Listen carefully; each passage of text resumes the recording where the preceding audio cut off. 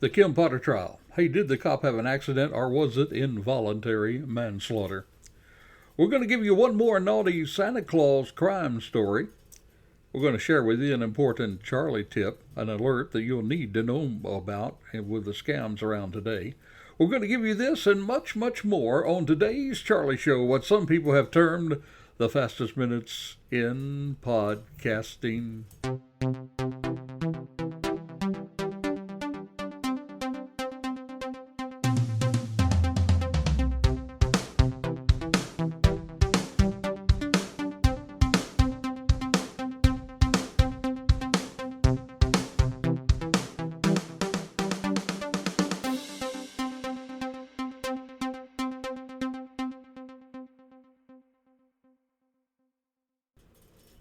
Well, hello and welcome again to the Charlie Crimebuster podcast. We appreciate you joining with us, those of you from the East Coast to the West Coast. You see, every single listener, well, you're a VIP to us, so thank you for joining us. If you've not yet prescribed to the podcast, I hope you will.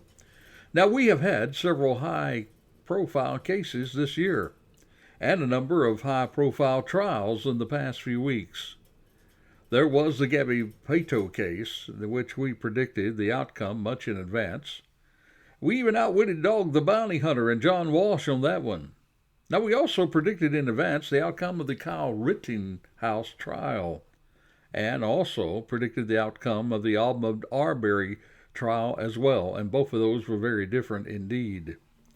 Now, we do have those podcasts that are ready for you on our website. That's charliecrimebuster.com. Just go to the menu, those little bars there, hit that. It'll bring you up to the Charlie shows, and you can get our latest podcast covering those that we mentioned just before the program here. Now, today we're going to examine the Kim Potter trial. She was a 26-year career policewoman, and now she's on trial. In fact, my friend, she could go to prison for up to 15 years. That's for involuntary manslaughter. Or she could go free. The jury will decide. And I'm going to give you my take on what the jury might say. But first, please remember this is the season to give. And throughout this month, we've been giving you an opportunity to help a fellow crime fighter. Stacy Wright is a young lady who's fighting a battle against cancer. And she could use your help. You see, any amount you can give in this time of giving would be helpful. You can go to our show notes, and we're going to give you a link there to find Stacy Wright on her GoFundMe page. We're going to have that special link available again in our show notes. I hope you'll be a part of helping her during this time of the year. Now, on October the 11th, Officer Kim Potter, you see, she was a training officer, and she was training an officer, and she had observed, along with her training officer, Dwayne Wright, operating a vehicle with a moving violation. Now, while the moving violation was a minor one, but because she was training an officer, you see, those officers need to observe and learn from the training officer, it was one that was in violation of Wisconsin law. So after making the traffic stop, they then became aware that Mr. Wright, he had a harassment charge, had a gun weapons charge, and even a bench warrant for his arrest. You see, Mr. Wright had a passenger in the vehicle, female at this time. So you put together the fact that there is a harassment charge, in other words, a no contact order against another female. So would this be the female that he should not have contact with?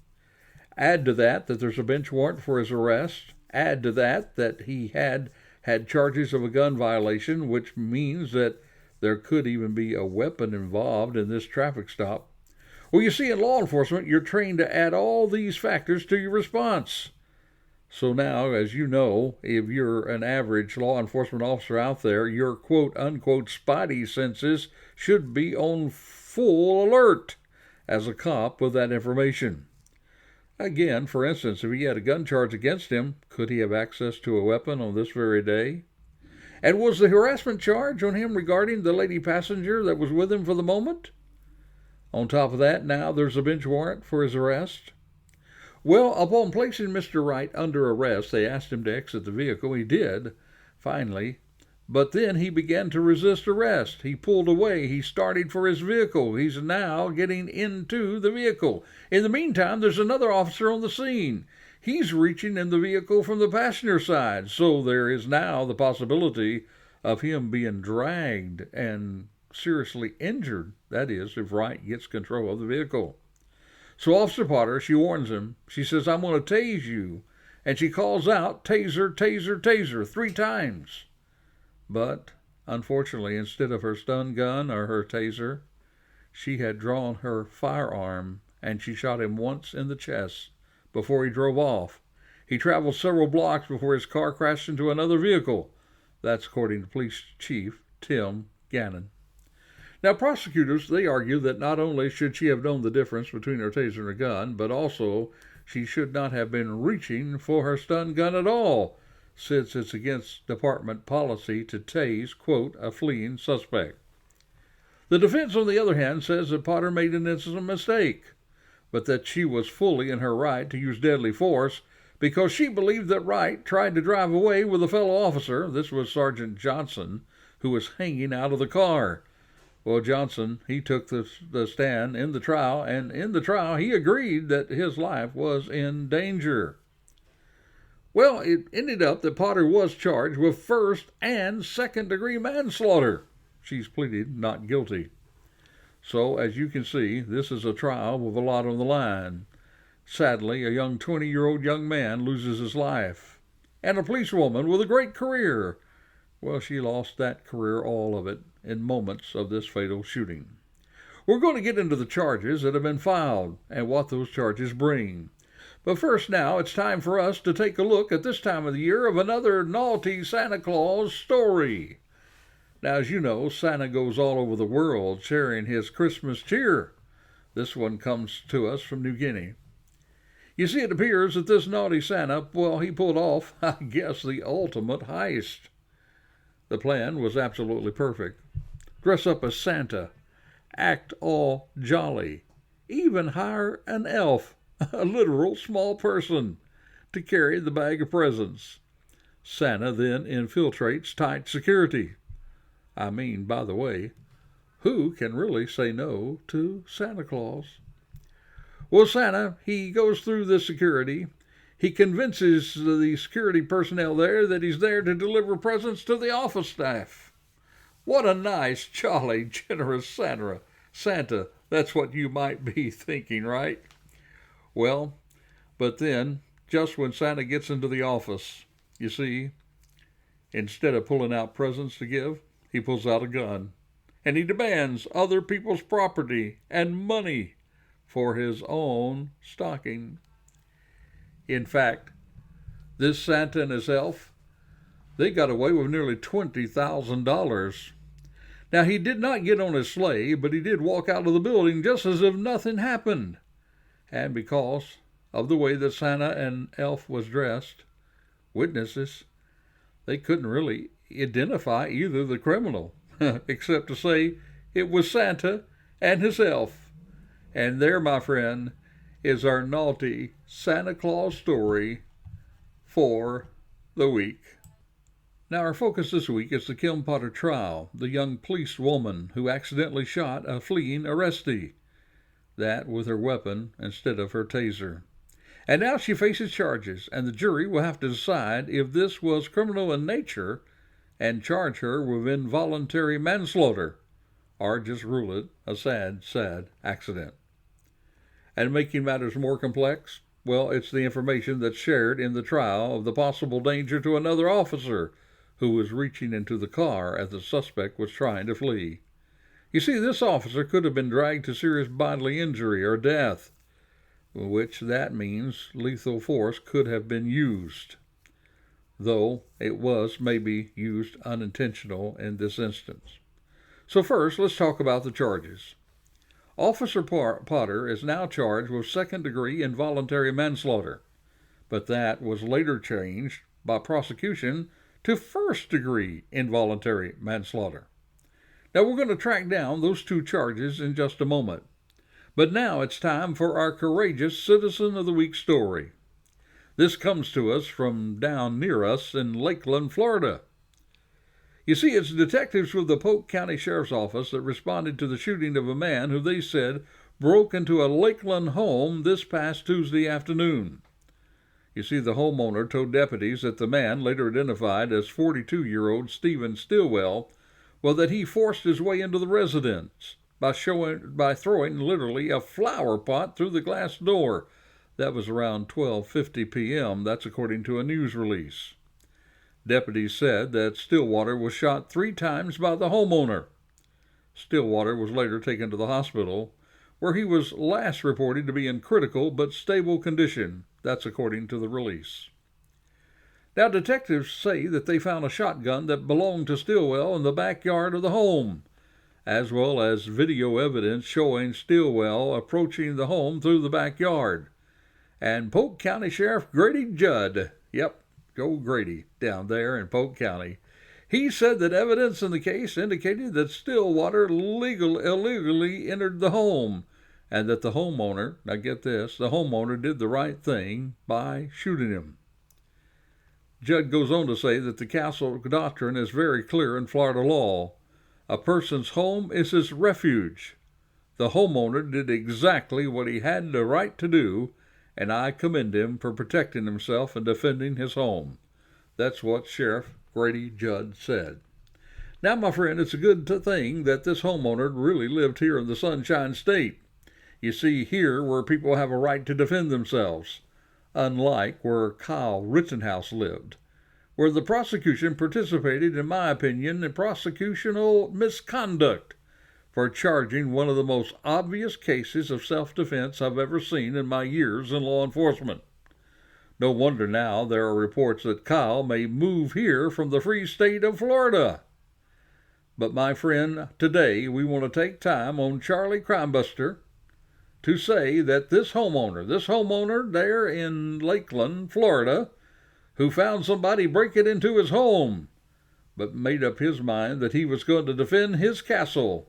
He did take things in his own hands as he had the right to do so, and so this, my friend, this brave homeowner in Lakeland, Florida, is indeed our Charlie Crimebuster Courageous Citizen of the Week.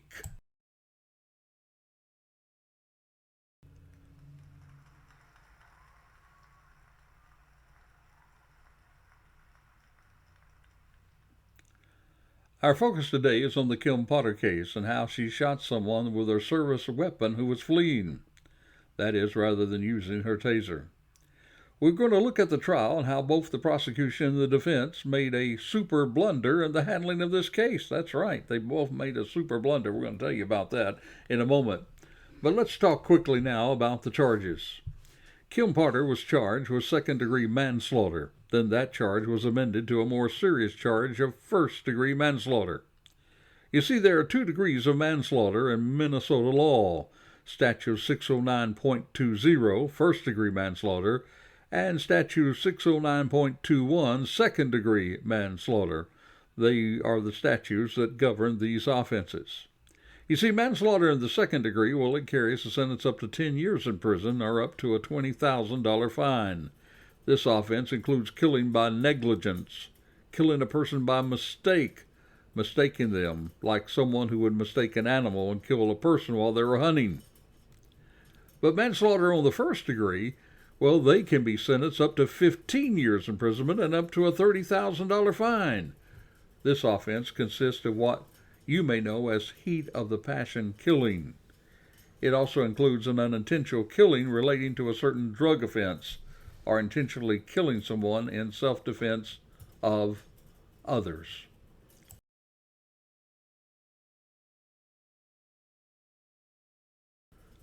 I'm going to have a little more to say about those charges later in the podcast, but right now let's talk about the trial. You see, the trial ended with both defense resting on this past Friday afternoon. The prosecution had rested before that. And then on Friday afternoon, they also put Kim herself on to testify. Now on Monday, they're going to hear the closing statements and the judge's instructions to the jury, and it may go out to the jury. I'm going to be also predicting the outcome of this trial during my Charlie chat time with you.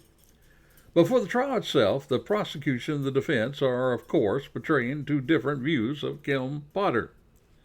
Prosecutors, well, they've portrayed this longtime Brooklyn Center officer as an experienced police officer veteran who should have known better and who had made the situation worse by failing to try to help right or even quickly radio in what happened so others may help him. Then, on the other hand, the defense would like the jurors to see the person who had become interested in policing when she was in grade school and who raised 2 sons while balancing a career in which she also took special interest in helping domestic abuse victims and had never fired her gun or taser in the line of duty. That was before she shot Wright on April the 11th. Now, no doubt this is a tragic incident no matter how you look at it. A young man loses his life. A family grieves his loss. And with the greatest respect to Daunte Wright's family, I do have to take a moment to comment that Daunte Wright was also in the wrong by resisting arrest. You see, he had violated Wisconsin law with not only the minor traffic infraction, but he also was driving without a valid driver's license. He had a previous gun violation. He even had an outstanding warrant for his arrest. But instead of complying with officers, he resisted an arrest. He escalated the incident, an incident that had already grown tense. Now, I do agree that this was not worth him losing his life over, and we should be able to trust our law enforcement officers to do their job in such a way as not to endanger the lives of others. But I must say that he, Daunte Wright, is not without fault as well. And we should expect better of our officers. You see, we often have to react to stressful situations. We're trained to do so. And it was especially disappointing to me to hear in the trial that Officer Kim Potter did not discharge her taser to what is called a function test at the beginning of her shift. That's what policy requires. Now, she had done it 6 out of 10 times in the last time she was out on the street, but she did not do this on this day. Now, while this may not have prevented a terrible accident, it may also have put it in her mind that this was her taser in her hand and not her service weapon. Or it might not have. You see, we're never really going to know whether that would have helped prevent this or not, because she failed to do this minor act. And as a training officer, you would have thought that she would have done it, if nothing else, as an example for her recruit.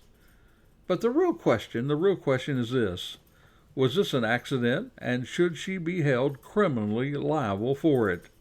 And the other question is, what do you think the jury will say? Now, we're going to get back to that in a moment, but now it's time for a Charlie Scam Alert.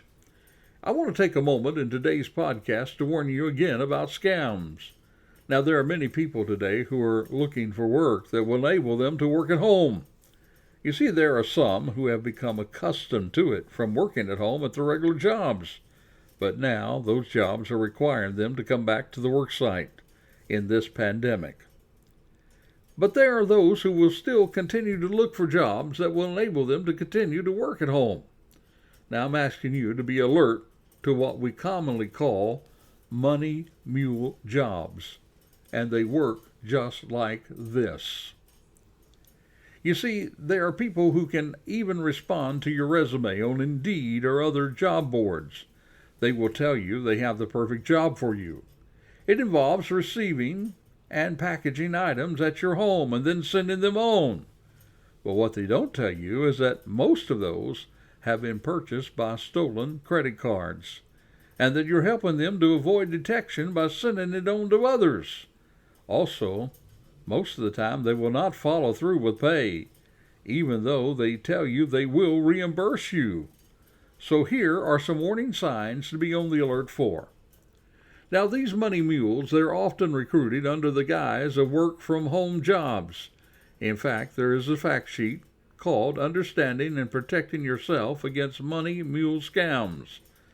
The United States Computer Emergency Readiness Team, U.S. CERT, well, they name 8 warning signs that include commonly used tactics by these scammers who are soliciting for money mules. Here are those 8 alert facts. They usually tell you that the position involves transferring money or goods. and the specific job duties are not described very well at all. The company is most often located in another country, and the position does not list education or experience requirements. And usually all interactions or transactions are done online. Now, this offer will often promise significant earning potential for little effort. The writing is sometimes awkward, and it does include poor sentence structure. And the email address of the offer, well, it usually uses a web-based service like Gmail or Yahoo or Windows Live Hotmail, etc., instead of an organizational-based domain. So, my friend, I want to encourage you, especially during this time of the year, be alert to this scam. Now, our focus today is on the Kim Potter case, where she shot a man with her weapon rather than the taser. Now, you might ask yourself the question, how often does this actually happen? Actually, such accidents, fortunately, are rare in our country today. Now, experts agree that such incidents are rare and probably happen fewer than once per year throughout the United States. A 2012 article published by the monthly law journal, Americans for Effective Law Enforcement, well, they documented only 9 cases dating back to 2001, 9 cases in which officers shot suspects with handguns when they were meant to fire stun guns. Again, this is less than once per year that this happens. The next question you may ask yourself is, how could such a thing happen? Well, the defense attorney, they told jurors in their opening statement that an expert would testify about how chaotic situations like this shootings. In these chaotic times, a person's ingrained training takes over. The expert says that Potter had 26 years of gun training, but fewer years of training on her taser, which is a newer weapon. Now, the prosecutor said that they would hear that Potter had made what is called, quote unquote, an action error. That is the sort in which someone does something while meaning to do something else, such as sometimes you'll write the previous year on a check out of habit, or you type an old password into a computer. He also compared them with errors that are made under extreme stress, like those that are made by experienced pilots or surgeons. He goes on to say, we are in a human business. Police officers are human beings, and that's exactly what occurred. Now, Bill Lewinsky, who's an expert on police psychology and the founder of Force Science Institute there in Minnesota, he actually used the phrase in the trial of slip and capture, and he called those errors to describe that sort of thing. Lewinsky, who has testified on behalf of police officers, he said that officers sometimes perform the direct opposite of their intended actions under stress, that their actions slip and are captured by a stronger response. He notes that officers train far more often on drawing and firing their handguns than they do on using their stun guns. Well, regardless of how it happened, it happened. The question is, should she go to jail and prison for it? In a moment, I'm going to tell you how both the prosecution and the defense, well, how they mishandled their cases, and they too made some action errors. But now, let's take the time to share with you what we do often on the program. We're going to share with you our crazy crook story of the week.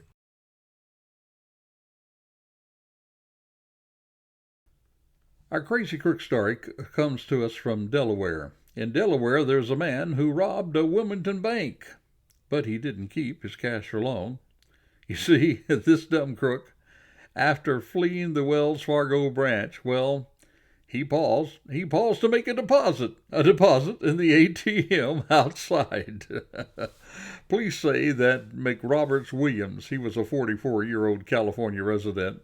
Well, he handed a note to the teller on that Saturday morning saying a robbery was taking place. This is what WBZ reported. The 25-year-old woman, she gave him an undisclosed amount of cash. Williams then fled on foot, but then he stopped to make a deposit in a machine on the exterior of the building. That's what Delaware State Police said. Officers, of course, responded to the scene. Didn't take them very long to find him hiding out behind a nearby shopping center, and they then took him in custody without incident. He is charged with second-degree robbery, a felony, with the bond set at $6,000. And that, my friend, this crazy crook who went ahead and robbed the bank, but then he stopped. He stopped to make a deposit at the outside ATM machine. And this, my friend, is indeed our Charlie Crimebuster Crazy Crook of the Week.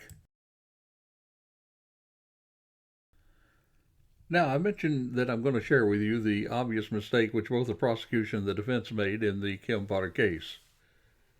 You see, while the defense expert was testifying about those action errors we talked about, saying that in stressful moments that professionals make such actions and errors, he had used as an illustration both pilots and surgeons. Well, when he was cross-examined, the prosecutor asked the expert witness how many of those medical action errors actually resulted in death of a person, comparing, of course, to the death of Dante Wright. Well, the defense unfortunately did not know. If only he had have known, he could have knocked this one right out of the park. You see, remember when I mentioned earlier that only about 9 such cases of using the weapon instead of the taser has happened over the many years that have been taking place?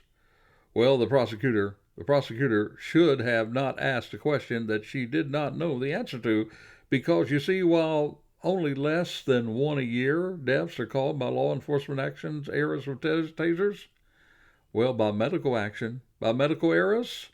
In the United States, recent studies of medical errors have estimated errors account for as many as 251,000 deaths annually in the United States, making, get this, medical errors the third leading cause of death.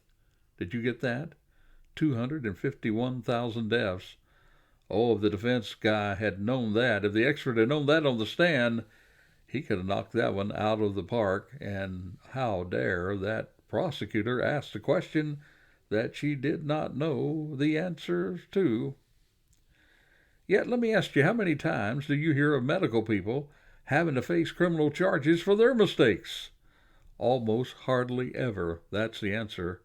So is it fair to charge police officers criminally because of an action error? If so, why do they not charge others, such as doctors, in the same way? Well, something to think about. But the real question is, what will the jury say in this case? And we might know as early as next week. Now, while I did successfully predict the jury in the Rittenhouse case and the Arbery case, I got to tell you I'm not quite as confident in my prediction in this one. But here is my prediction and our Charlie chat. You see, my friend, I believe that the jury will convict her on manslaughter, but not in the first degree. I believe that they will convict her in second degree, and I believe that because of a couple things. First of all, the wording of the laws. You see, for first degree, it says that it should be the preponderance of evidence.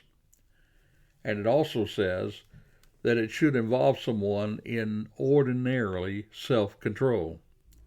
You see, there's nothing ordinarily about being put in the stress situations that police officers often face. So I do believe that she will get second-degree manslaughter. I believe that because most of the cases of mistaken weapon, gun, taser cases have resulted in some jail and prison time.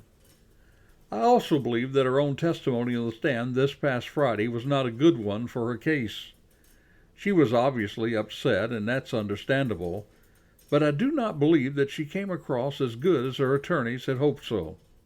So my prediction is conviction with second-degree manslaughter, not first degree. I believe that they're going to put that one out, and I believe they're going to go for second degree. You see, now my opinion is, however, that cops should get some consideration as doctors do, the same kind of consideration as doctors do, and people should understand that the stress that they are continually facing with keeping us safe from evil people who would injure and kill us, well, it is an extremely stressful job, and action errors will occur regardless of how good the training is.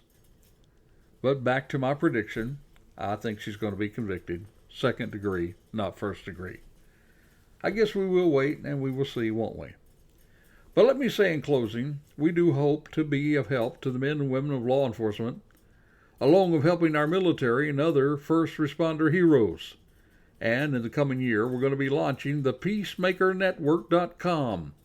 There you're going to have an opportunity to help us help these brave men and women. And with your help, we can make a difference. And speaking of helping, please do not forget to be a part of helping a fellow crime fighter in their own fight against cancer. Go to her GoFundMe page. We're going to have a link on the show notes. And next week, let me remind you, we will not be giving you another naughty Santa Claus story. For you see, by the time of next week's podcast, the real Santa Claus, the one who is good and gracious to us all, he would have already arrived and he would have already given us our gifts of cheer, my friend. So, my friend, Merry Christmas from all of us at Charlie Crimebuster, and may your coming holidays be safe, because you have been alert. Let me encourage you, stay that way. Stay safe. Stay alert. Till this time next time, Merry Christmas to all. This is Charlie Crimebuster signing out.